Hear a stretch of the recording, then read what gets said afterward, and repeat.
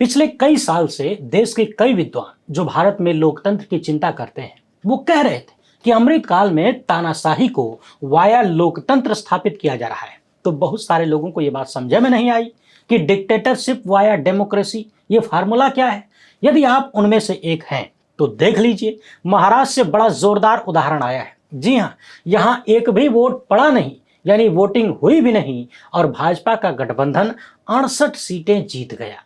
क्या हुआ, यकीन नहीं हो रहा है तो टकटकी लगाकर देखते जाइए। इस 68 में से 44 तो केवल भाजपा के हैं। आप सोच रहे होंगे कि बिना वोटिंग के भाजपा गठबंधन 68 सीटें कैसे जीत गया। अब कैसे जीत गया है, इसी फार्मूले को समझना है, क्योंकि फार्मूला गुजराती जोड़ी का है। चुनाव आयोग जांच की बात कर रहा है, मगर क्या निकलेगा ये आपको पता है। अब उसकी जांच में कुछ निकले चाहे ना निकले, लेकिन हम तो यहाँ सवालों की वर्षा करेंगे और ये सवाल ऐसे होने वाले हैं कि लोकतंत्र को बचाने के लिए बेहद जरूरी है। देखना यह है कि चुनाव आयोग इन बातों को मानता भी है या नहीं। इसके साथ ही चर्चा ये भी करेंगे कि कैसे चिंटुओं के चक्कर में भारत की सरकार, गुजराती जोड़ी की सरकार, पूरे देश की साख को बर्बाद कर रही है, साख पर बट्टा लगा रही है, जो कि भविष्य में काफी नुकसानदायक साबित होगा। जी हाँ, बांग्लादेशी खिलाड़ी को आईपीएल से बाहर कर दिया गया, मगर सवाल यह है कि अगर यही काम दुनिया के अलग अलग देश करने लग गए तो फिर भारत के लोग किस घाट लगेंगे, यानी कहां जाएंगे।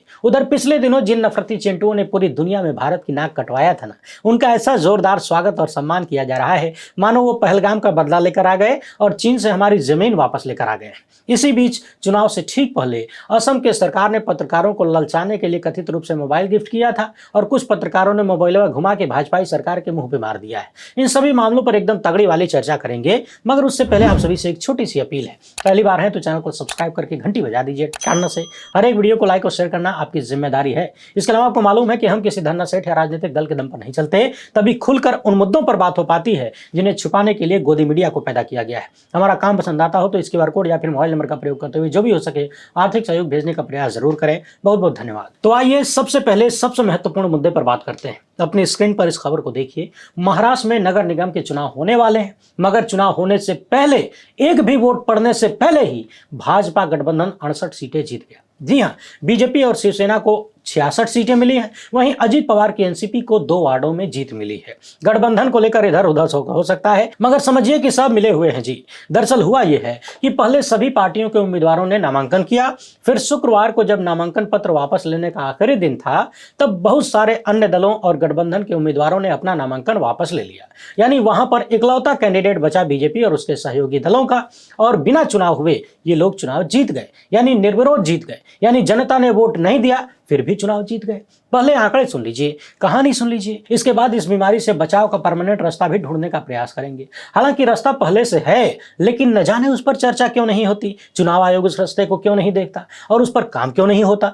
उद्धव ठाकरे की शिवसेना और महाराष्ट्र नवनिर्माण सेना ने भारतीय जनता पार्टी पर विपक्षी उम्मीदवारों को अपना नामांकन वापस लेने के लिए पैसे देने और धमकाने का आरोप लगाया है। यानी आरोप लगा है कि बीजेपी की सत्ता ने विपक्षियों के उम्मीदवारों को या तो पैसे देकर खरीद लिया या फिर डरा धमका के उनका पर्चा वापस करवा लिया। अब राज्य का चुनाव आयोग कह रहा है कि हम इस बारे में पता लगाएंगे, जांच कराएंगे। हालांकि इस जांच में और पता लगाने में क्या निकलना है वो सबको पता है। मुंबई महानगर क्षेत्र में कल्याण डोंबिवली नगर निगम में सबसे ज्यादा उम्मीदवार जीते हैं। यहाँ भाजपा गठबंधन के उम्मीदवार 21 की संख्या में बिना वोट पड़े जीत गए। अब सवाल यह है कि जब बार बार इस तरह की घटनाएं सामने आती है, आरोप लगता है कि पैसे और गुंडई के दम पर सत्ताधारी लोग या फिर कई बार मजबूत कैंडिडेट, यानी बदमाशी में मजबूत कैंडिडेट अन्य उम्मीदवारों को डरा धमका के या खरीद कर पर्चा वापस करवा लेता है और निर्विरोध चुनाव जीत जाता है, तो फिर इस बीमारी को दूर करने का रास्ता चुनाव आयोग क्यों नहीं निकालता। और ऐसा भी नहीं है कि रास्ता बहुत कठिन है। समझने वाली बात यह है कि वोटिंग के दौरान हमें नोटा का विकल्प भी मिलता है। यानी इनमें से किसी उम्मीदवार को हम वोट देना नहीं चाहते, कोई काबिल नहीं है, सब नाकाबिल है, लेकिन यह विकल्प तब मिलता है जब चुनाव होता है। परंतु यदि किसी स्थान पर सिर्फ एक ही कैंडिडेट हो तो चुनाव आयोग वोटिंग ही नहीं करवाता। क्या यह खुली बेईमानी नहीं है? क्या यह देश की जनता के साथ धोखा नहीं है? यदि किसी सीट पर एक से अधिक उम्मीदवार है तब आपको नोटा का विकल्प मिलता है। यानी कहीं 2 उम्मीदवार हैं, 4 उम्मीदवार हैं, तब आप उन सबको छांट सकते हैं। लेकिन यदि कहीं एक ही उम्मीदवार है तो उसे नकारने का विकल्प देश की जनता को क्यों नहीं मिलता, और क्यों नहीं मिलना चाहिए? जरा सोचिए कि अगर कहीं 4 उम्मीदवार हैं और चारों गड़बड़ हैं चारों को लोग पसंद नहीं करते, उन्हें जिताना नहीं चाहते, वोट देना नहीं चाहते, लेकिन उनमें से भी उनके पास कम बुरा या ज्यादा बुरा चुनने का विकल्प है, ज्यादा अच्छा चुनने का विकल्प है, बुरे में अच्छा चुनने का विकल्प है। लेकिन यदि कहीं एक ही उम्मीदवार है और चाहे वो लाख बुरा क्यों ना हो, उसे छांटने का कोई विकल्प नहीं। क्या ये सरासर अन्याय नहीं है? क्या ये लोकतंत्र के नाम पर धोखा नहीं है? जब एक ही उम्मीदवार है तब तो लोगों को नोटा का विकल्प जरूर मिलना चाहिए, जोर देकर मिलना चाहिए, और वोटिंग जरूर होनी चाहिए कि वो उम्मीदवार आपको पसंद है कि नहीं। क्या आपको नहीं लगता कि भले ही किसी स्थान पर सिंगल कैंडिडेट बचा हो, वहां भी वोटिंग होनी चाहिए, वहां पर भी लोगों को नोटा का विकल्प मिलना चाहिए? हो सकता है कि जो सिंगल कैंडिडेट बचा है लोग उसे नापसंद करें और नोटा का बटन ज्यादा दबा दें, तो उस सीट पर फिर से चुनाव का मौका होगा। क्या ये पैसे वालों और बदमाशों के लिए खुली छूट नहीं है कि आप विपक्ष के उम्मीदवार को डरा के, धमका के या खरीद कर अपने कब्जे में कर लीजिए, पर्चा वापस करवा लीजिए कथित रूप से, और हम जनता को वोट डालने का विकल्प ही नहीं देंगे? आखिर इस तरह का निर्विरोध चुनाव क्यों होना चाहिए? और फिर यह निर्विरोध कैसे है? कैंडिडेट विपक्ष में न होना निर्विरोध कैसे हो सकता है? निर्विरोध तो तब होता है जब पूरी की पूरी जनता आपके साथ हो जाती। जनता जब साथ देगी एक मुश्त, तब तो निर्विरोध होगा। मेरा सवाल सीधा सा है कि दो या दो से अधिक कैंडिडेट होने पर इनमें से कोई नहीं का विकल्प है, तो फिर एक कैंडिडेट के होने पर उसे रिजेक्ट करने का विकल्प देश की जनता को क्यों नहीं मिलता? बाकी डराना, धमकाना, खरीद फरोख्त, ये सब तो भारतीय चुनाव का अभिन्न अंग हो चुका है, और स्पष्ट सबूत होने के बाद भी केंचुआ कुछ करता ही नहीं। ये सब हमके सबके सामने है। जरा सोचिए कि 68 सीटें भाजपा गठबंधन ने जीत लिया, एक भी वोट अब तक पड़ा नहीं है। क्या ये बात किसी भी रूप में पचाने लायक लग रही है? वैसे टेंशन मत लीजिए, अरे लाख एंटी इनकम्बेंसी और सरकार से भयंकर नाराजगी के बाद भी, प्रचंड बेरोजगारी और महंगाई के बाद भी, भ्रष्टाचार के बाद भी उसी महाराष्ट्र में बीजेपी गठबंधन ने प्रचंड जीत हासिल किया अभी हाल ही में विधानसभा के चुनाव में, और जनता ने उसको पचा लिया। तो फिर ये क्या है? इसे भी पचा ले जाएगी बिना पुदीन हरा खाए। इसे ही कहते हैं जिसकी लाठी उसकी भैंस, और तानाशाही वाया लोकतंत्र। लोकतंत्र यह है कि चुनाव लड़ने का मौका मिला था, कोई लड़ने ही नहीं आया और हम जीत गए, और तानाशाही ये है कि कथित रूप से पैसे से खरीद लिया या डरा धमका के पर्चा वापस करवा दिया, और चुनाव आयोग ने देश की जनता को नोटा का विकल्प ही नहीं दिया, पहले ही रिजल्ट घोषित हो गया। बाकी आप देखेंगे तो गोदी मीडिया वाले चिल्ला चिल्ला कर बता रहे होंगे कि ये बीजेपी का मास्टर स्ट्रोक हो गया, और बताएंगे भी क्यों नहीं। ये खबर देखिए, असम सरकार ने पत्रकारों को मोबाइल गिफ्ट किया है। जी हां, नए साल में पत्रकारों को उपहार दिया गया। देश की जनता के पैसे से 2200 से ज्यादा पत्रकारों को ये गिफ्ट बांटे गए या बांटे जाएंगे। पिछले दिनों कुछ पत्रकारों को गिफ्ट दिया भी गया और बाकियों को 14 जनवरी को देने की उम्मीद है। खबरों के अनुसार जो मोबाइल फोन दिया जा रहा है उसकी बाजार में कीमत 12,000 से लेकर 16,000 के बीच है। मगर इसी बीच खबर यह भी है कि द टेलीग्राफ के उमानंद जायसवाल और द इकोनॉमिक टाइम्स के विकास सिंह ने सरकारी मोबाइल फोन को वापस कर दिया। वापस करने का कारण क्या था, इसके बारे में बहुत डिटेल उपलब्ध नहीं है, मगर ध्यान रखिए कि असम में मार्च अप्रैल में ही विधानसभा के चुनाव होने वाले हैं, और चुनाव से ठीक पहले 37 लाख महिलाओं को 8,000 रुपए देने का ऐलान हो गया है। जनवरी का रोक कर और मार्च अप्रैल का एडवांस करके 5,000 बनाया गया, 3,000 और जोड़ा गया, 8,000 हो गया। साथ ही साथ वहां के युवाओं और पत्रकारों को कैसे कैसे गिफ्ट बांटे जा रहे हैं देखते जाइए। ये भी रास्ता वही है, तानाशाही वाया लोकतंत्र। न तो विपक्ष के पास कभी इतना पैसा होगा बांटने के लिए, न तो वो बांट पाएगा, और न कभी सरकार बदल पाएगी यदि ऐसे ही चलता रहा तो। लेकिन एक बात नहीं भूलिए, चुनाव से पहले जो भी मिल रहा है ये सब आप ही की जेब से बाद में निकाला जाएगा, और निकाला जा रहा है वो भी कई गुना कीमत पर।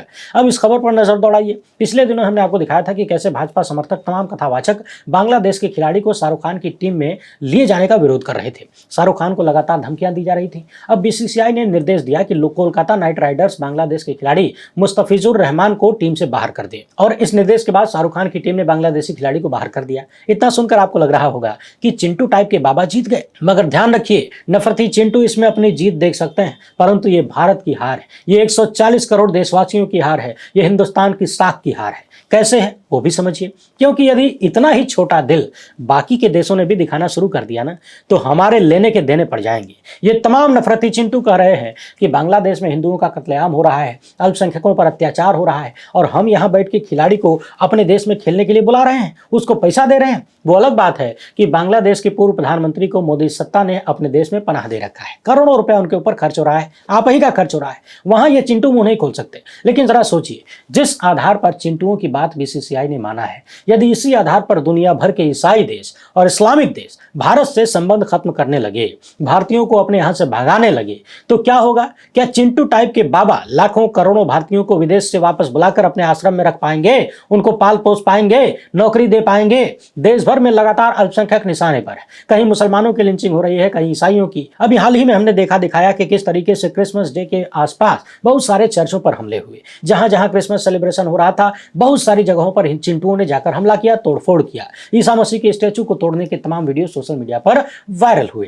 कहीं ईसाइयों से संबंधित कोई गीत गाने पर बवाल हुआ। तो क्या पूरी दुनिया अंधी है? नहीं, पूरी दुनिया में इस खबर की चर्चा हुई। हमने भी इस वीडियो में विस्तार से दिखाया था, आप भी देख लीजिएगा कि दुनिया भर के अखबार भारत में चिंटुओं की करतूतों को किस तरह से कवर कर रहे हैं। डिस्क्रिप्शन और कमेंट बॉक्स में इसका लिंक है, जरूर देखिएगा। और कैसे भारत बदनाम हो रहा है। अब जरा सोचिए, दुनिया भर के ईसाई बहुल देश, जिनमें से बहुत सारे विकसित देश, दुनिया भर के इस्लामिक देश, जहां लाखों भारतीय काम करते हैं, अपना परिवार पालते हैं और अरबों खरबों में विदेशी करेंसी भारत लाते हैं, यदि उन सारे देशों ने यह कहना शुरू कर दिया कि भारत में मुसलमानों और ईसाइयों के खिलाफ हमले हो रहे हैं, भारत अल्पसंख्यकों के लिए खतरनाक बन गया है, वहां ईसाइयों और मुसलमानों का कत्लेआम हो रहा है, ऐसे भारत से हमें संबंध नहीं रखना चाहिए, ऐसे भारत के तमाम हिंदुओं को यहां से भगा देना चाहिए, उन्हें काम नहीं देना चाहिए, क्योंकि हम उन्हें काम देंगे तो हमारा ही पैसा उनके देश में जाएगा, फिर उस पैसे से ये इनके चिंटू मुसलमानों और ईसाइयों की मॉब लिंचिंग करेंगे, कहीं मस्जिद में तोड़फोड़ करेंगे, कहीं चर्च में हमला करेंगे। जरा सोचिए, यदि दुनिया के इस्लामिक और ईसाई बहुल देशों ने यह करना शुरू कर दिया तो क्या होगा? जैसा छोटा दिल भारत की बीसीसीआई ने दिखाया है, भारत की सरकार ने दिखाया है, अमित शाह के बेटे ने दिखाया है, यदि यही छोटा दिल दुनिया के अन्य देशों ने दिखा दिया तो फिर जो भारतीय लाखों की संख्या में विदेशों में रहते हैं उनका क्या होगा और उनके परिवारों का क्या होगा? जरा सोचिए। बारी बारी से भारत के जितने भी पड़ोसी देश हैं, सबसे हमारा रिश्ता खराब होता ही जा रहा है। जिस बांग्लादेश को भारत नहीं बनाया, एक नए देश की पहचान दिलवाया, जो हमारा परम मित्र हुआ करता था, जो होना चाहिए था, उससे आज हमारे रिश्ते इतने खराब हो गए कि हम उस देश के एक खिलाड़ी को अपने देश में बर्दाश्त नहीं कर सकते। आप कल्पना करिए कि ये सब करके आप पड़ोस में किसे मजबूत कर रहे हैं? जवाब है चाइना को और दूसरी तरफ पाकिस्तान को। बांग्लादेश में जब से स्थितियां खराब हुई हैं, लगातार चर्चा है कि चीन और पाकिस्तान अपना प्रभुत्व बांग्लादेश में जमा रहे हैं। भारत की दुर्गा ने जब पाकिस्तान के दो टुकड़े किए, तभी से पाकिस्तान बांग्लादेश को पचा नहीं पाता था कि वो भारत का करीबी कैसे है, और अब अमृतकाल में उसे मौका मिल गया कि वो बांग्लादेश में अपनी पैठ जमाए, बांग्लादेश को भारत का दुश्मन बनाए। लेकिन जो काम पाकिस्तान नहीं कर सकता था, वो हमारे देश के चिंटुओं ने हमारी सरकार से करवा लिया। बांग्लादेश से भारत की दुश्मनी बढ़ाने का नया रास्ता खोल दिया, जबकि उसी बांग्लादेश से बिजनेस डील में प्रधानमंत्री के परम मित्र को जगह दी जाती है, बड़ी बड़ी डीलिंग हो जाती है।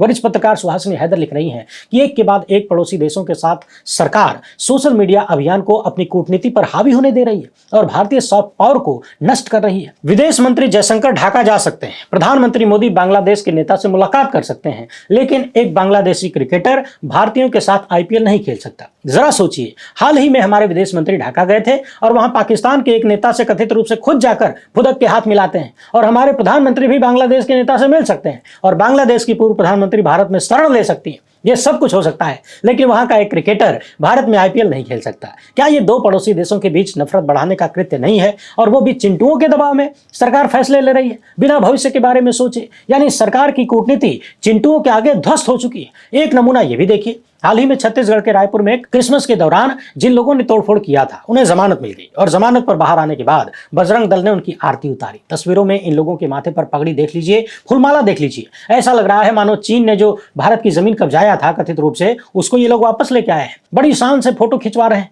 सवाल ये है कि जिस घटना ने पूरी दुनिया में भारत की नाक कटवाया, जिसके लिए हमें शर्म आनी चाहिए, उस काम के लिए इन लोगों का ऐसा सम्मान किया जा रहा है। तो जब दुनिया वाले ये चीजें देखेंगे तो क्या उनके मन में ये नहीं आएगा कि जब भारत में ईसाइयों को निशाना बनाने पर सम्मान मिलता है, इनाम मिलता है, तो हम अपने यहां भारतीयों को क्यों रहने दें? यदि ऐसा उन्होंने सोचा और वहां पर भी चिंटू जाग गए तो हमारा क्या होगा? भारतीयों का विदेश में क्या होगा? समझने वाली बात यह है कि जब चिंटुओं के दबाव में सरकार अपनी कूटनीति को रस्ते लगा रही है, तब तो चिंटुओं का मन और बढ़ जाएगा। हमारी सरकार कहां तक झुकेगी और भारत का कितना नुकसान करवाएगी? आप भारत के आसपास तमाम देशों को दूरबीन लगाकर देख लीजिए, शायद ही कोई बचा हो जहां से हमारा रिश्ता बहुत मजबूत रह गया हो, और उनमें से ज्यादातर के रिश्ते चीन के साथ मजबूत मजबूत होते जा रहे हैं, पाकिस्तान से मजबूत होते जा रहे हैं। सवाल यह है कि मोदी शाह की सरकार भारत की कूटनीति मजबूत कर रही है या पाकिस्तान और चीन की। रामचंद्र गुहा, जिनकी किताब देश का ज्यादातर युवा जो यूपीएससी की तैयारी करता है वो पढ़ता ही है, उन्होंने इस मामले पर लिखा है कि ये बेहद नासमझी भरा कदम है। बांग्लादेश के साथ अच्छे संबंध रखना भारत के राष्ट्रीय हित में है और क्रिकेट के माध्यम से यह संबंध महत्वपूर्ण भूमिका निभा सकता था। यह अदूरदर्शी निर्णय ढाका को इस्लामाबाद के और करीब ला सकता है। जरा सोचिए ये कितना खतरनाक काम हुआ है। सबको डर इसी बात का है कि यह कदम नासमझी भरा हुआ है, बिना भविष्य को समझे और देखे किया गया है और इससे बांग्लादेश पाकिस्तान के करीब जाएगा, भारत से दूर हो जाएगा। लेकिन समझ नहीं आता कि जो लोग ऐसे फैसले ले रहे हैं उन्हें किसने और क्या सोचकर पद पर बिठाया है। आखिर क्या षड्यंत्र चल रहा है, कौन सी खिचड़ी पक रही है, ये जिम्मेदारियां कैसे इन लोगों को दे दी गई जो ऐसे फैसले कर सकते हैं। एक बार अपनी स्क्रीन पर इन तस्वीरों को देख लीजिए। एक वक्त में बिल्किस बानो के बलात्कारियों को रिहाई के बाद माला पहनाई गई थी, भाजपा का प्रचार करवाया गया था। अब छत्तीसगढ़ में क्रिसमस समारोह में तोड़फोड़ करने वालों को रिहाई के बाद फूलमाला और पटाखों के साथ स्वागत किया गया और बाकायदा जुलूस निकाला गया। ये तस्वीरें पूरी दुनिया में भारत का छीछा लेदर करवाने वाली हैं। मगर आप लोग टेंशन मत लीजिए, जब सरकार ही चिंटुओं के इशारे पर चल रही हो और देश का छीछा लेदर करवाने पर उतारू हो तो हम आप कर भी क्या लेंगे। तो कुल मिलाकर बोलिए थैंक यू फलाने जी, और जोर से बोलिए, प्रेम से बोलिए थैंक यू फलाने जी, देश को ये दिन दिखाने के लिए।